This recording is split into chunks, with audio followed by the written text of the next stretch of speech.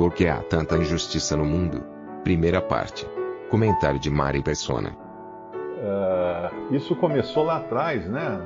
Começou lá no Jardim do Éden, quando o homem rejeitou o seu Criador e quis trocar de assento, sentar no assento do motorista. Porque quando a serpente falou para Eva, se comerdes do fruto, da árvore do conhecimento do bem e do mal, sereis como Deus, conhecedores do bem e do mal. Ali Eva pensou, puxa, que grande vantagem, ser como Deus não precisa mais de Deus, né?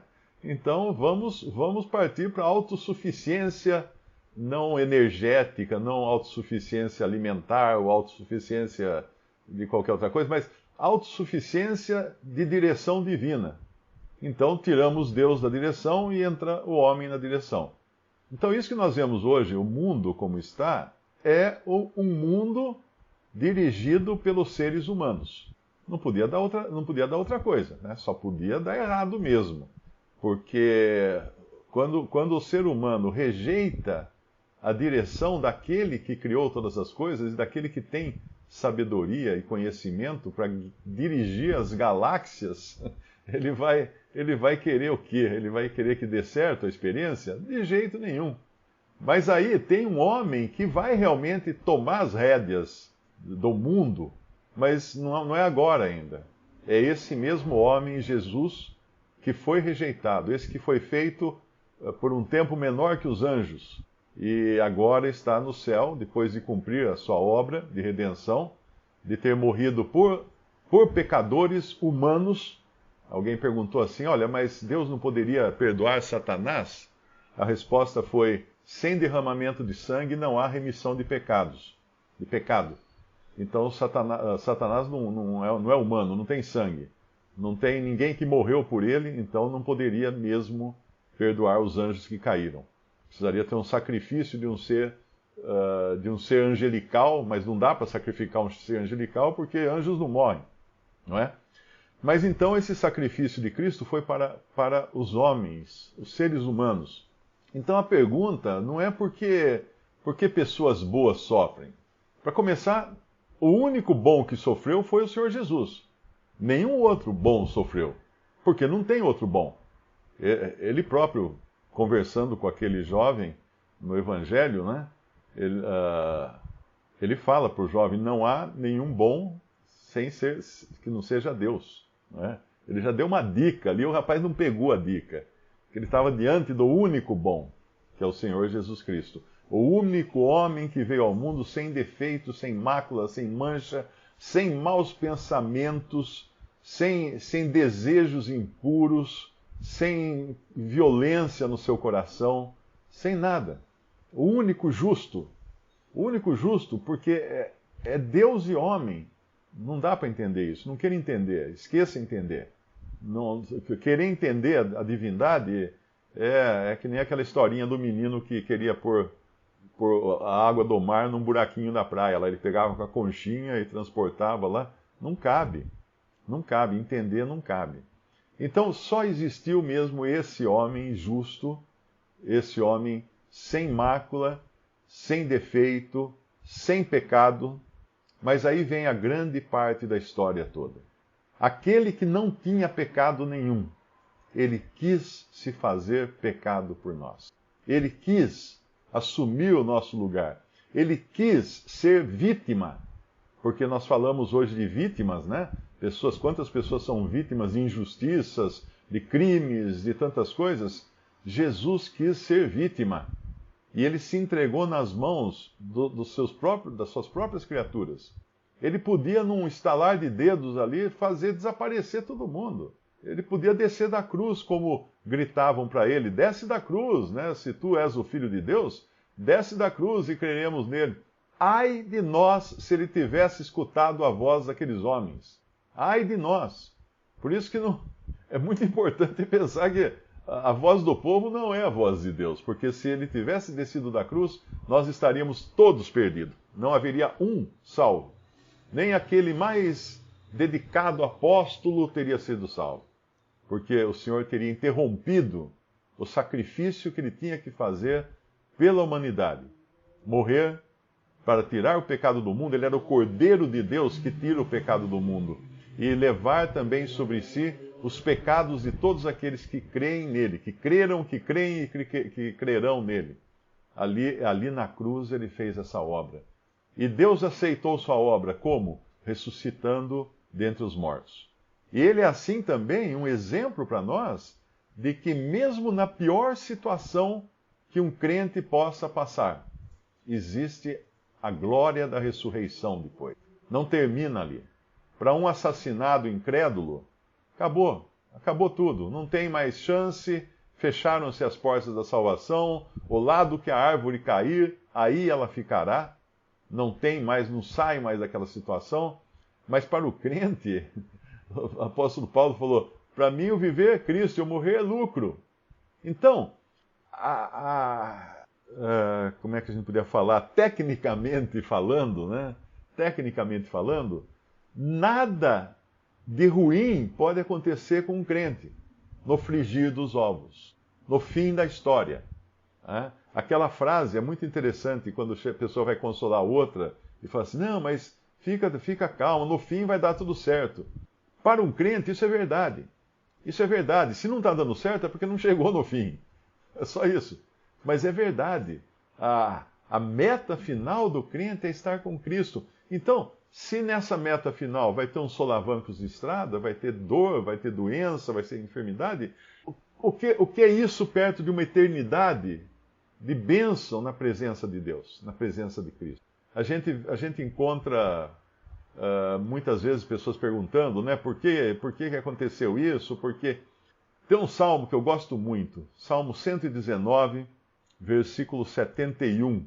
O Salmo 119, o versículo é o 71.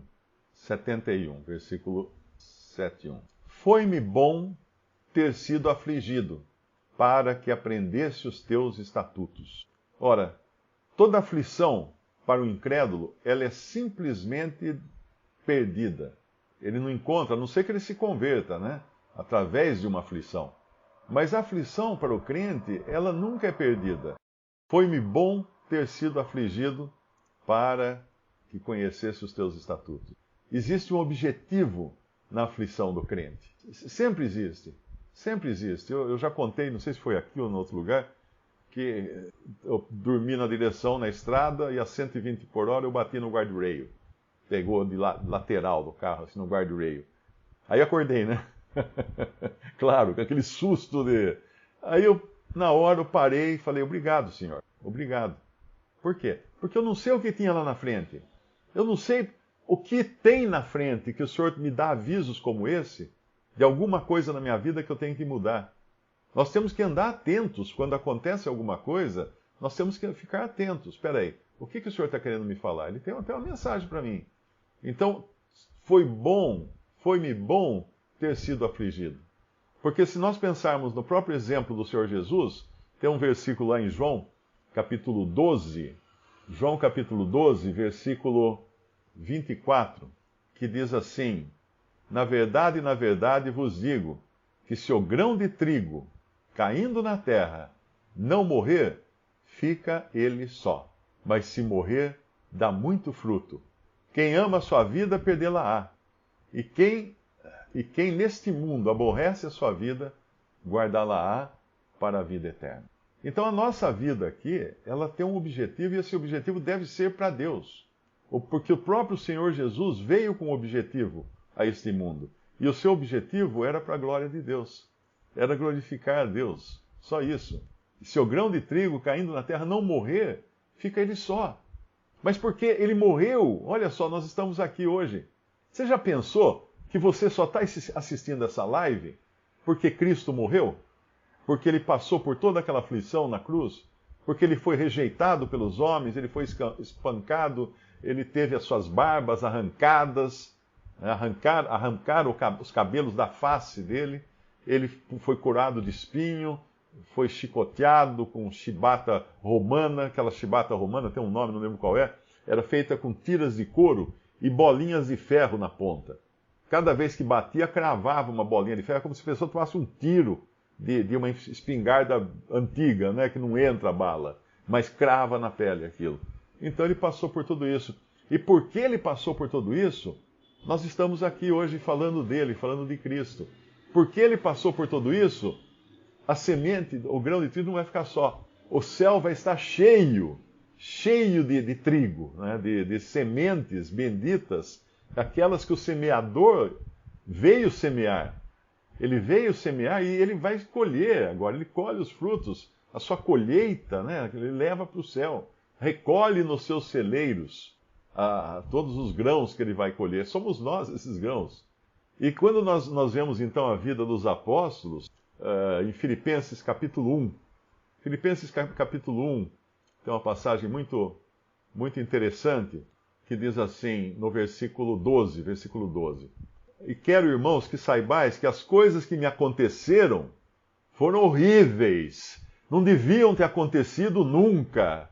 Eu sinto de ter acontecido tudo aquilo, Paulo falando aqui, né? Claro que ele não está falando isso, eu que estou inventando agora. O que ele está falando? Quero, irmãos, que saibais que as coisas que me aconteceram contribuíram para maior proveito do Evangelho. Que coisas que aconteceram? Ele continua explicando. De maneira que as minhas prisões em Cristo foram manifestas por toda a guarda pretoriana e por todos os demais lugares. E muitos dos irmãos no Senhor, tomando ânimo com as minhas prisões, ousam falar a palavra mais confiadamente, sem temor. E lá em Efésios, só citar, não precisa ir lá, Efésios 4:1, ele fala uma frase muito interessante que é: rogo-vos, pois, eu, o preso do Senhor. Ele não se considerava sequer preso dos homens, mas preso do Senhor. Mas o que eu ia falar é o seguinte: a gente quer, às vezes, entender o sofrimento, mas isso é como você pegar, abrir um computador na frente de uma criança para consertar o computador, e ela começar a perguntar: mas, pai, para que e esse fio aqui? Por que você está ligando esse fio ali, pai? E esse outro aqui? Por que você está fazendo isso? Por que você está fazendo aquilo? Na realidade, ela não vai entender. Ela é muito pequena para entender. Então, nós também somos pequenos para entender o sofrimento. Nós não temos a mente de Deus ainda. Pelo menos temos a mente de Cristo, né? Mas não temos todas as respostas ainda.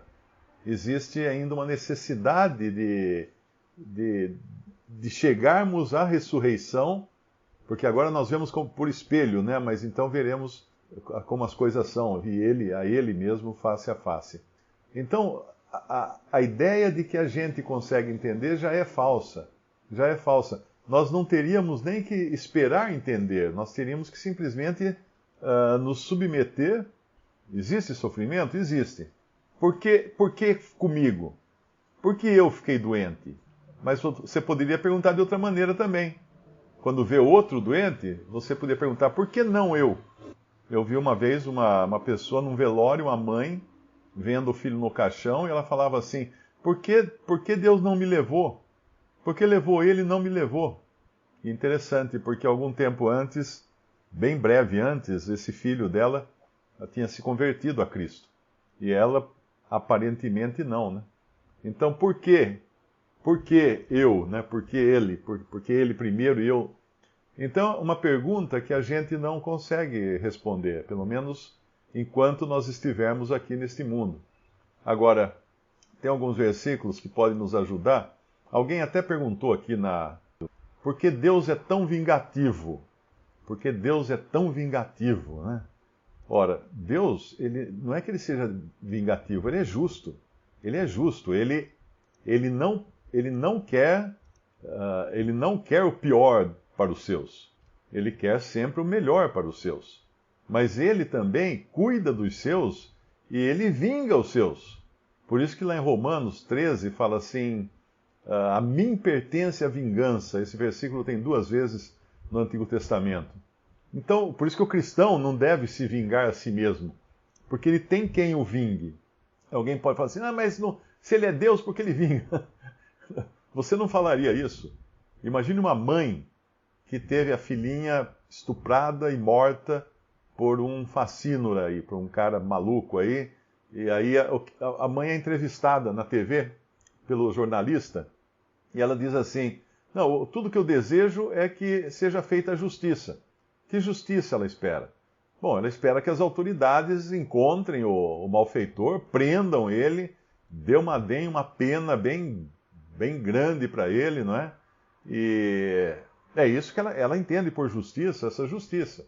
Vai ter também a justiça de Deus, mas ela espera das autoridades de justiça. Ninguém pensaria em uma mãe que passou por isso e quando vem entrevistar a mãe, ela fala assim, não faz nada, coitadinho. Às vezes ele estava num momento de necessidade e tal. Esse é o Deus que a maioria das pessoas gostaria de ter.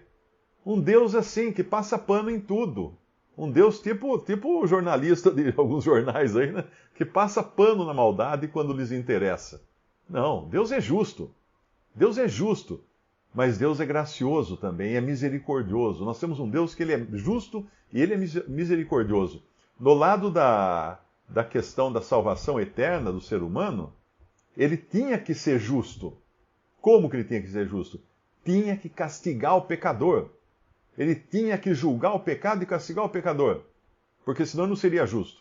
Ele não podia falar assim, vamos deixar para lá, vamos salvar todo mundo, que fica tudo bem, e vai tudo dar certo no final. Aí não vai dar certo no final. Porque Deus é justo, ele não pode suportar a maldade e a injustiça.